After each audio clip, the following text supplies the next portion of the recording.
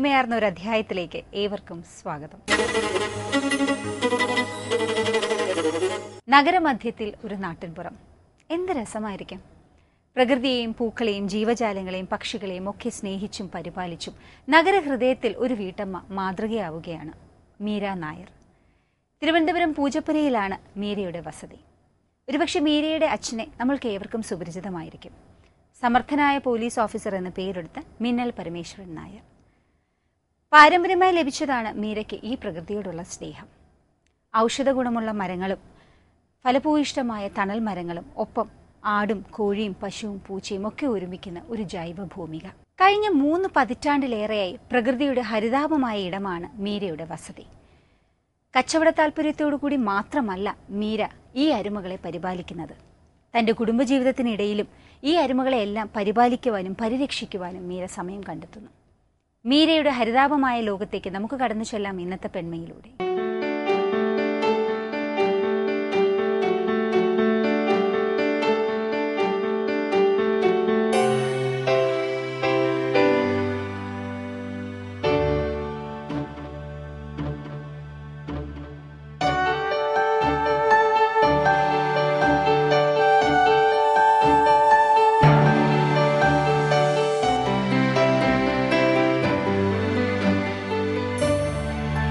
എൻ്റെ ഒരു ഹോബി ആയിട്ടാണ്, അല്ലാതെ ബിസിനസ് അല്ല. അപ്പോൾ ഇത് കാണുമ്പം മേടിക്കാനുള്ള പ്രധാന കാര്യം ഹസ്ബൻഡിനും താല്പര്യമുള്ളതുകൊണ്ട് ഈ വില കൊടുത്ത് മേടിക്കുമ്പം ഒന്നും പറയാറില്ല, അത്രയേ ഉള്ളൂ. അല്ലാതെ ബിസിനസ്സായിട്ട് ഒന്നുമേ ഞാൻ കൊടുക്കാറില്ല. എല്ലാം ഇങ്ങനെ വളർത്തുന്നതല്ലാതെ പട്ടിക്കുട്ടികൾ നേരത്തെ കൊടുക്കുമായിരുന്നു, അതൊന്ന് എൻ്റെ ഫ്രണ്ട്സിനൊക്കെ കൊടുക്കുമായിരുന്നു. ഇപ്പം ഞാൻ അതും ബ്രീഡ് ചെയ്യിപ്പിക്കാറില്ല. അങ്ങനെ ബ്രീഡ് ചെയ്ത് കൊടുക്കുന്ന ഒരു പരിപാടിയില്ല.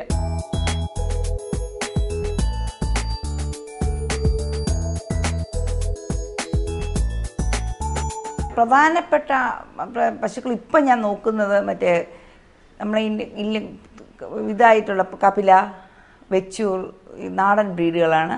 അതിനെ ഒന്ന് പ്രൊമോട്ട് ചെയ്യാൻ വേണ്ടി നോക്കുന്നതാണ്, ബിസിനസ്സിനല്ല, പ്രൊമോട്ട് ചെയ്യാൻ വേണ്ടി മാത്രം. അത് പലയിടത്തും പോയി കളക്ട് ചെയ്ത് കൊണ്ടുവരുന്നതാണ്. അത് വലിയ പ്രയാസമാണ് കിട്ടാനായിട്ട്, കാരണം മിക്കവരും പറ്റിക്കാറുണ്ട്. അപ്പം നമുക്ക് അതില്ലാതെ എനിക്കൊരു ഡോക്ടറുണ്ട്, ഒരു പഴയ മിൽമയിലെ MD ആയിരുന്ന ഒരു ഡോക്ടർ ജയചന്ദ്രൻ ഡോക്ടറാണ് എനിക്ക് പശുക്കളെ പലയിടത്തു നിന്നും കളക്ട് ചെയ്ത് തരുന്നത്. അദ്ദേഹം കളക്ട് ചെയ്ത് തരുന്നതെല്ലാം നല്ല പശുക്കളാണ്. കപിലയൊക്കെ കർണാടകയിൽ നിന്നാണ് കൊണ്ടുവന്നിരിക്കുന്നത്. അപ്പോൾ അതിനെ ഒന്ന് ആ ബ്രീഡൊന്ന് ശരിക്കും ഞാൻ ബ്രീഡ് ഇപ്പം പൊയ്ക്കൊണ്ടിരിക്കുകയാണ്. ഇല്ലാതെ ആവുന്ന ബ്രീഡുകളെ പ്രൊമോട്ട് ചെയ്തെടുക്കാനുള്ള ഇതിനാണ് താല്പര്യം.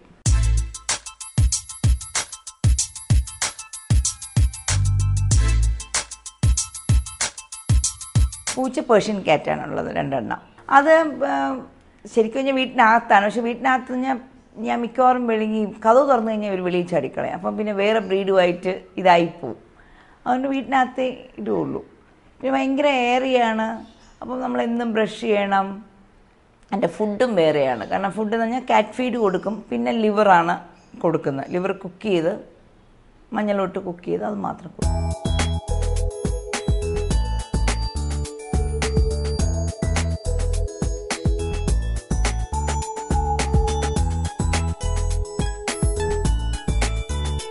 സമയം നമ്മളല്ലേ ശരിക്കും അഡ്ജസ്റ്റ് ചെയ്യണം. ഞാൻ രാവിലെ 6:30 മണിക്ക് എണീക്കാറുള്ളൂ. 6:30 മണിക്ക് എണീക്കുമ്പം പാല് കറക്കാൻ വരും. പാല് കറന്നു കഴിഞ്ഞാൽ എനിക്കൊരു വയസ്സിനുണ്ട് ജോലിക്ക്.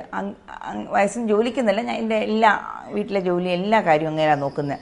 ഞാനും അങ്ങേരും കൂടെ ഒന്നിച്ച് അങ്ങേറങ്ങും. ചാണകം വാരി പശുവിനെ കുളിപ്പിച്ച് വെള്ളം കൊടുക്കും.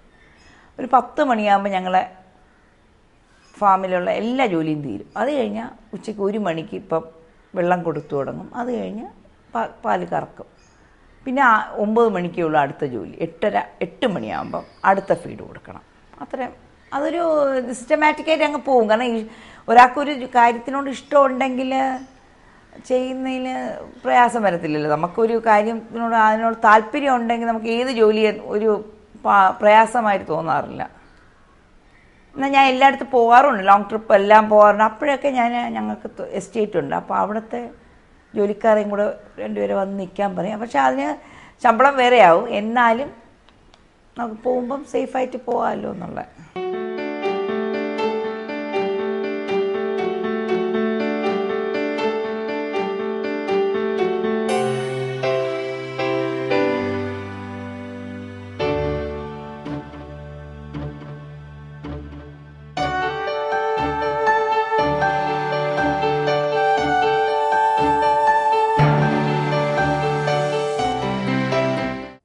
ലോകത്തേക്ക് നമുക്ക് കടന്നു ചെല്ലാം ഒരു ചെറിയ ഇടവേളയ്ക്ക് ശേഷം. നഗരഹൃദയത്തിലെ ഈ പ്രകൃതി ഉദ്യാനത്തിന് ഇനിയുമുണ്ട് ഏറെ പ്രത്യേകതകൾ. തന്റെ വീടിന് ചുറ്റുമുള്ള 1 ഇഞ്ച് സ്ഥലം പോലും പാഴാക്കാൻ മീര തയ്യാറല്ല. ആദായത്തിനുപരി മാനസിക ഉല്ലാസത്തിനും കൂടുതൽ മുൻഗണന നൽകുന്നു മീര. നഗരത്തെ നാട്ടിൻപുറമാക്കാൻ ഒരുങ്ങുന്ന മീരയുടെ അത്ഭുത ലോകത്തേക്ക് നമുക്ക് വീണ്ടും കടന്നു ചെല്ലാം.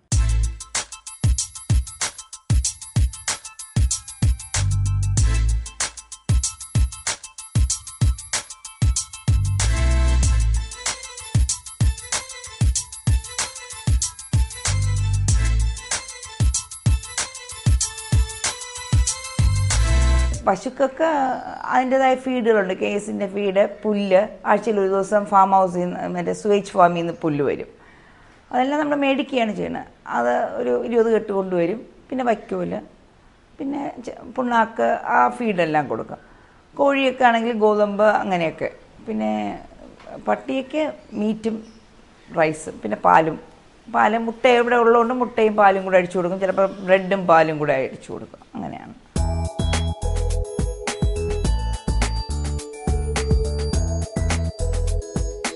കച്ചവട സാധ്യതയുണ്ട്. കാരണം ഇപ്പോൾ ഈ വെച്ചൂർ പശുവിനൊക്കെ നമ്മൾ പോയി ഒരിടത്ത് ചോദിക്കുമ്പോൾ 1 ലക്ഷം രൂപ, 1.5 ലക്ഷം രൂപ ഒക്കെയാണ് ചോദിക്കുന്നത്. പക്ഷെ നമുക്ക് വേണമെങ്കിൽ വിൽക്കാം. പക്ഷേ എനിക്ക് അതിനോട് താല്പര്യം. പക്ഷെ ഞാൻ മേടിച്ചത് ആ വിലയ്ക്കാണ് കേട്ടോ. ഞാൻ മേടിച്ചത് വെച്ചൂർ പശു മേടിച്ചത് അതേ വിലയ്ക്കാണ് മേടിച്ചത്. കാരണം എനിക്ക് അത് വേണം എന്നുള്ളൊരു ആഗ്രഹം. കാരണം മണ്ണുരുത്തിയിലുണ്ട്, അവർ നമുക്ക് തരത്തില്ല. ഫാമിൽ നിന്നുള്ളവർ നമുക്ക് തരത്തില്ല. ശരിക്കും വളർത്താൻ ഇഷ്ടമുള്ളവർക്ക് ഒരിക്കലും ഇവരൊന്നും തരത്തില്ല. ഞാൻ ഒരുപാടും പ്രാവശ്യം അപ്ലൈ ചെയ്തു, ചോദിച്ചു, തരത്തില്ല. ഈ വേണ്ടാത്തവർക്ക് അവർ കൊടുക്കാറുണ്ട്. ഇന്ന് നമ്മൾ വളർത്തി ആ ബ്രീഡൊന്ന് ഇത് ചെയ്യാൻ വേണ്ടി ചോദിച്ചാൽ പോലും തരത്തില്ല.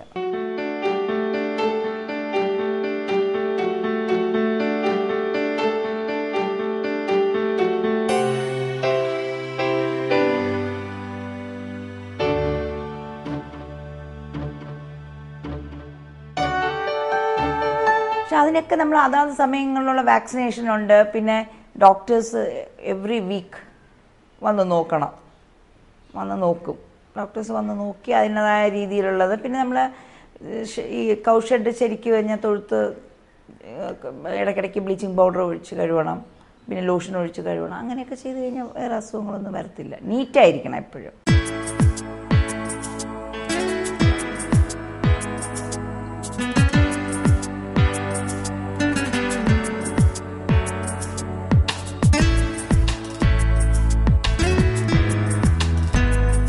അതും എനിക്കൊരു ഹോബിയാണ്. കാരണം ഈ ചെടികളും ഫ്രൂട്ട്സ് ചെടികളും എല്ലാം ചട്ടിയിലാണ് ഞാൻ വളർത്തുന്നത് കൂടുതലും. കാരണം താഴെയൊക്കെ സ്ഥലം ഉണ്ടെങ്കിലും വെളിച്ചം കിട്ടത്തില്ല. അപ്പോൾ ഫ്രൂട്ട്സ് ചെടിയൊക്കെ നല്ല വെളിച്ചം വേണം. അപ്പോൾ എല്ലാം ചട്ടികളിൽ ടെറസിലാണ് വച്ചിരിക്കുന്നത്. അതിൻ്റെ ഒപ്പം തന്നെ ഓർക്കിഡുകളും ആമ്പൽ ഒരുപാടും വെറൈറ്റി ഞാൻ വയ്ക്കും, പല കളേഴ്സും. അത് ആ സീസൺ സമയമാകുമ്പോൾ നിറച്ച് പൂത്ത് കിടക്കും. അതൊരു ക്രേസാണ്. അല്ലാതെ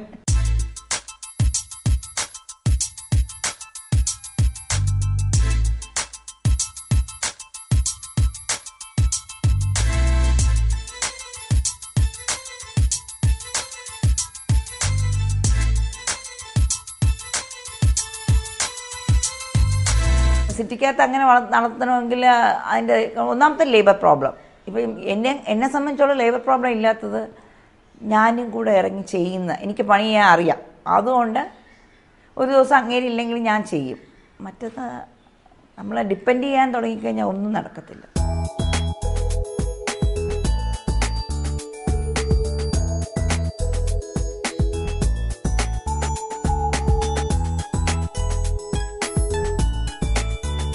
പ്രതികരണം പ്രോബ്ലം ഇല്ല. ഞങ്ങൾ ഇത്രയും ഈ സ്ഥലം ഞങ്ങൾ മാത്രമായിട്ടുള്ള വീടാണ്. പിന്നെ ഇതുള്ളത് എലക്ട്രിസിറ്റി ബോർഡിൽ നിന്നൊന്നും ഞങ്ങൾക്കൊരു സബ്സിഡിയും കിട്ടത്തില്ല. കാരണം ഈ ഫാം ഹൗസിന് ഇപ്പോൾ ഏറ്റവും കൂടുതൽ ആവശ്യമുള്ളത് വെള്ളമാണ്. വെള്ളത്തിന് എലക്ട്രിസിറ്റി ബോർഡിൽ നിന്ന് നമുക്കൊരു പമ്പ് വയ്ക്കുമ്പോൾ അതിന് ഒരു കറണ്ടിന് ചാർജ് ഞാൻ ഡബിൾ ചാർജാണ് എപ്പോഴും വരുന്നത്. അതൊന്നും കിട്ടത്തില്ല. പിന്നെ ഫീഡെല്ലാം നാട്ടിൻപുറം പോലെ ഒന്നും അല്ലല്ലോ. എല്ലാം സിറ്റിക്കകത്താകുമ്പോൾ എല്ലാം മേടിക്കുകയാണ് ചെയ്യേണ്ടത്. അപ്പോൾ എല്ലാം മേടിച്ച് വേണം ചെയ്യേണ്ടത്. ഒരു ഹർത്താലോ എല്ലാം വന്നു കഴിഞ്ഞാൽ എല്ലാം നമ്മൾ 2 ദിവസം മുമ്പെയാണ് ഫീഡ് പുതിയത് എടുക്കുകയുള്ളൂ.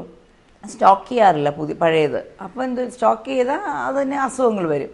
അപ്പോൾ പെട്ടെന്നായിരിക്കും ഹർത്താൽ വരുന്നത്. ഹർത്താൽ വരുമ്പോൾ നമ്മൾ ഓടേണ്ടി വരും ഈ സാധനം എടുക്കാൻ വേണ്ടി. അങ്ങനെ അത് വലിയൊരു പ്രോബ്ലമാണ്. പക്ഷെ ഡോക്ടേഴ്സ് എന്നുള്ള രീതിയിൽ SPCAയിലുള്ള ഡോക്ടേഴ്സും ഡോക്ടർ രമേഷ് കുമാർ അവരൊക്കെ വളരെ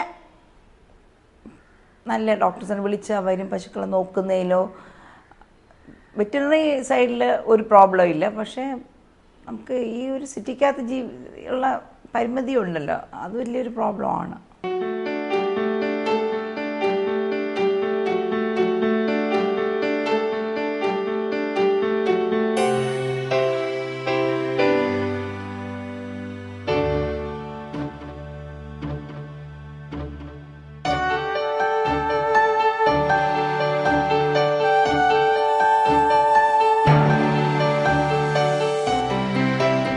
നഗരത്തിൽ ഇത്തിരി സ്ഥലമുള്ള ആർക്കും പരീക്ഷിക്കാവുന്നതേ ഉള്ളൂ ഇതൊക്കെ. പക്ഷെ അതിന് ആർജവും കഠിനാധ്വാനവും വേണം അതിന് പിന്നിൽ. മീരാ നായരുടെ വിശേഷങ്ങൾ നിങ്ങളെല്ലാം കേട്ടുവല്ലോ. ഇനി പെൺമയിൽ സൗന്ദര്യമാണ്. അതിനു മുമ്പ് ഒരു ചെറിയ ഇടവേള.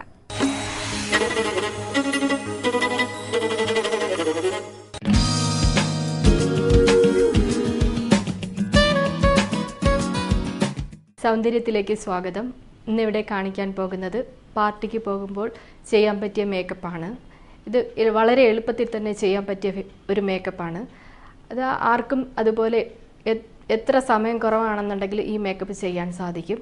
അതുപോലെ ഇത് ഒരു മോർണിംഗ് ചെയ്താൽ ഈവനിങ് വരെ നന്നായിട്ട് നിൽക്കും. അതുപോലെ ഇപ്പോൾ ഈവനിങ് പാർട്ടിക്ക് പോകുമ്പോൾ അത് നൈറ്റ് വന്നിട്ട് മാറ്റും വരെ ഒരു കുഴപ്പവും പറ്റത്തില്ല, വാട്ടർ പ്രൂഫ് ആയത് കാരണം.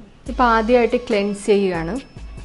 എസ്കിനോൾ ഉപയോഗിച്ചാണ് ഇപ്പോൾ ക്ലെൻസ് ചെയ്യാൻ പോകുന്നത്. എസ്കിനോൾ ഉപയോഗിച്ച് ക്ലെൻസ് ചെയ്യുകയാണ്. ഇതിപ്പോൾ ഒരു നോർമൽ സ്കിന്നാണ്. ഡ്രൈ സ്കിന്നാണെന്നുണ്ടെങ്കിൽ ക്ലെൻസർ മിൽക്ക് ഉപയോഗിച്ചിട്ട് ചെയ്യാം. കണ്ണിന് താഴെ എല്ലാ പോർഷനിലും നന്നായിട്ട് ക്ലെൻസ് ചെയ്യണം.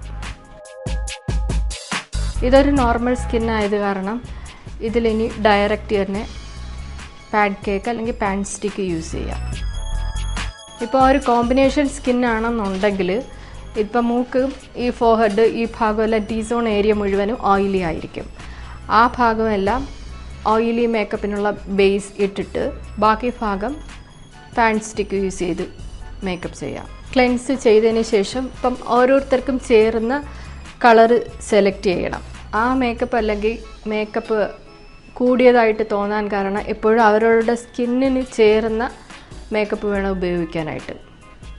ആ കളർ എപ്പോഴും കറക്റ്റായിരിക്കണം. ഇത് ചെയ്യുമ്പോൾ എപ്പോഴും നല്ല ഈവനായിട്ട് നല്ല ഒരുപോലെ അങ്ങനെ തേച്ച് പിടിപ്പിക്കണം. ഒരു ഭാഗം കൂടി ഒരു ഭാഗം കുറഞ്ഞു അങ്ങനെ വരരുത്. എപ്പോഴും ഡോട്ട്സ് അപ്ലൈ ചെയ്തിട്ട് സ്പ്രെഡ് ചെയ്യണം. ഇപ്പോൾ കണ്ണിന് ചുറ്റും കറുപ്പ് വല്ലതും ഒന്നുണ്ടെങ്കിൽ അതിന് വേണ്ടിയിട്ടുള്ള കളറ് സെലക്ട് ചെയ്തിട്ട് അത് ആദ്യമേ അപ്ലൈ ചെയ്യണം. അപ്പോൾ ഇവിടെ കണ്ണ് വലിയ കുഴപ്പമില്ലാത്തത് കാരണം ഈ കളർ തന്നെയാണ് യൂസ് ചെയ്യുന്നത്. ചില സ്കിന്നാണെന്നുണ്ടെങ്കിൽ എപ്പോഴും ഭയങ്കരമായിട്ട് വിയർക്കും. ആ സ്കിന്നിന് ഒരിക്കലും ഫൗണ്ടേഷൻ യൂസ് ചെയ്യരുത്. നല്ല കമ്പനിയുടെ മേക്കപ്പ് വേണം എപ്പോഴും സെലക്ട് ചെയ്യാനായിട്ട്.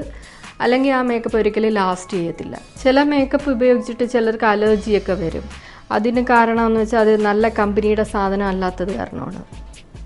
അതുപോലെ എപ്പോഴും മേക്കപ്പ് നേരത്തെ ഒന്ന് ഇപ്പം മാരേജ് ആണെന്നുണ്ടെങ്കിൽ പാർട്ടിക്കൊക്കെ പോകുമ്പോഴേക്കും നേരത്തെ നമ്മളൊന്ന് ട്രയലെല്ലാം നോക്കിയിരിക്കണം. ചില മേക്കപ്പ് ചിലർക്ക് അലർജി വരാൻ സാധ്യതയുണ്ട്. പ്രത്യേകിച്ച് ഈവനിങ് പാർട്ടിക്കൊക്കെയാണ് പോകുന്നതെന്നുണ്ടെങ്കിൽ മേക്കപ്പ് ഐ ഷാഡോ എപ്പോഴും കുറച്ച് ആ ഡ്രസ്സിന് മാച്ച് ചെയ്തിട്ട് ചെയ്യാം.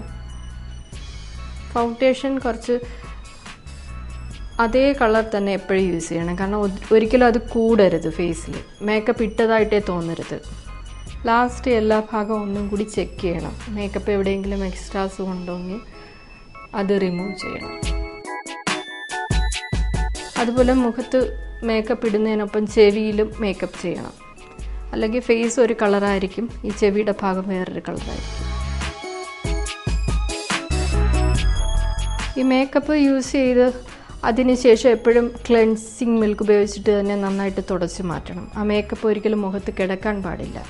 അധികമായിട്ടുള്ള മേക്കപ്പ് മാറ്റുകയാണ്.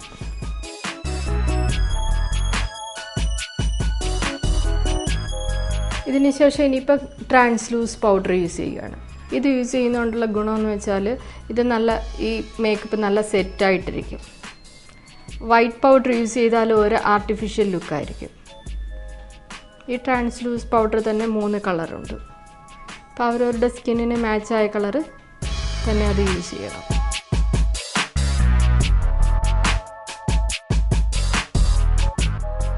ഈ മേക്കപ്പ് വളരെ എളുപ്പത്തിൽ വീട്ടിൽ ചെയ്യാൻ പറ്റിയ മേക്കപ്പാണ്.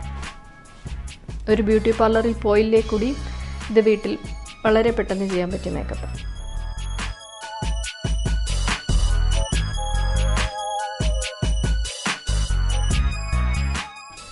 എല്ലാ ഭാഗവും നല്ല ഈവനായിട്ട് തന്നെ ചെയ്യണം. പിന്നെ മുഖത്ത് പാടും മറ്റും ഉള്ള സ്കിന്നാണെന്നുണ്ടെങ്കിൽ ഒരു കൺസീലർ യൂസ് ചെയ്തിട്ട് വേണം മേക്കപ്പ് ചെയ്യാനായിട്ട്. ഇപ്പോൾ ഈ മുഖത്ത് അങ്ങനെ കുഴപ്പമില്ലാത്തതാണ് കൺസീലർ യൂസ് ചെയ്യാത്തത്. എക്സ്ട്രാ പൗഡറും മറ്റും ഉണ്ടെങ്കിൽ അത് തുടച്ച് മാറ്റാം.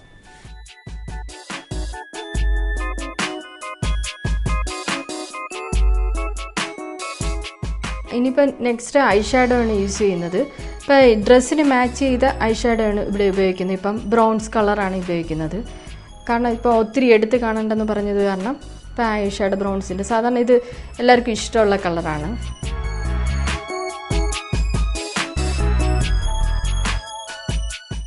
ചില സമയത്താണെങ്കിൽ ഡബിൾ ഷെയ്ഡ് യൂസ് ചെയ്യാം.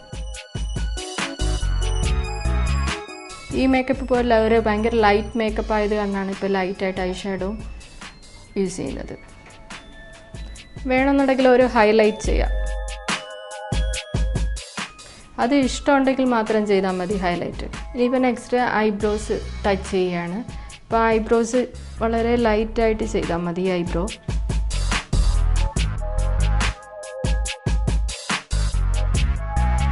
ഇനിയിപ്പോൾ മസ്കാര യൂസ് ചെയ്യുകയാണ്.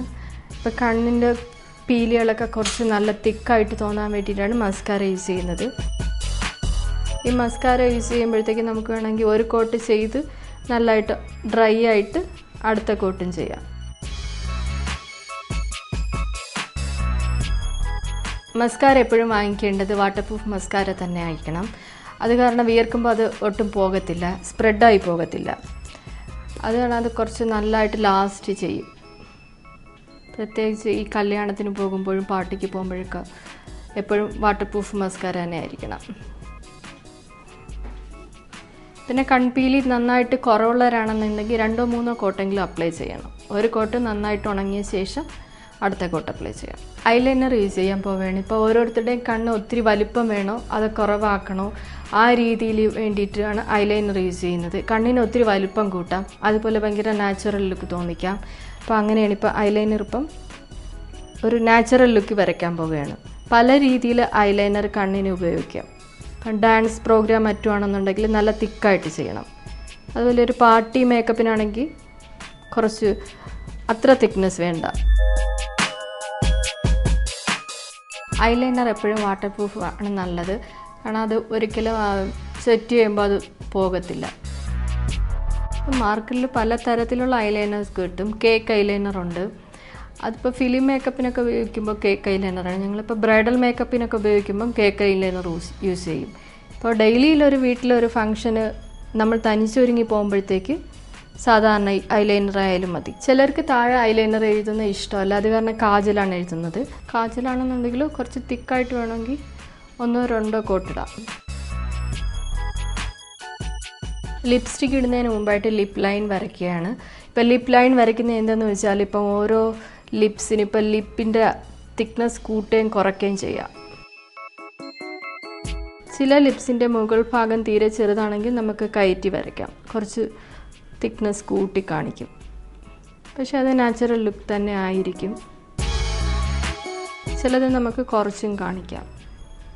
അതുപോലെ ലിപ്പ് ലൈൻ വെച്ചിട്ട് ഏത് ഷേപ്പ് വേണമെങ്കിലും ലിപ്സിന് ചെയ്യാം. ലിപ്സ്റ്റിക്ക് ഉപയോഗിക്കാൻ പോവുകയാണ്. ഇപ്പം അവരവരുടെ സ്കിന്നിന് മാച്ച് ചെയ്യുന്ന ലിപ്സ്റ്റിക്ക് വേണം ഉപയോഗിക്കാനായിട്ട്. ഇത് മാറ്റ് ഫിനിഷ് ലിപ്സ്റ്റിക്കാണ്. ഇപ്പോൾ ഗ്ലോസി ലിപ്സ്റ്റിക്ക് കൊണ്ട് വളരെ എളുപ്പത്തിൽ ചെയ്യാൻ പറ്റിയൊരു മേക്കപ്പാണ് കാണിച്ചത്. ഒരു 10 മിനിറ്റ് മതി ഈ മേക്കപ്പ് ചെയ്യാനായിട്ട്. അതുപോലെ ഇത് വാട്ടർ പ്രൂഫ് മേക്കപ്പ് ആയത് കാരണം ഇത് വിയർത്താൽ കൂടി പോകത്തില്ല. ഒരു ടിഷ്യൂ വെച്ചിട്ട് ജസ്റ്റ് പ്രസ് ചെയ്താൽ മാത്രം മതി. ഈ മേക്കപ്പ് ഒരു 5 hours 6 hours അങ്ങനെ നിൽക്കും. ഇന്നത്തെ പെൺമ ഇവിടെ അവസാനിക്കുകയാണ്. നമുക്ക് വീണ്ടും നാളെ കാണാം പെൺമയിലൂടെ. നന്ദി, നമസ്കാരം. കോസ്റ്റ്യൂം കേഡസി പോത്തീസ് MG റോഡ്, തിരുവനന്തപുരം.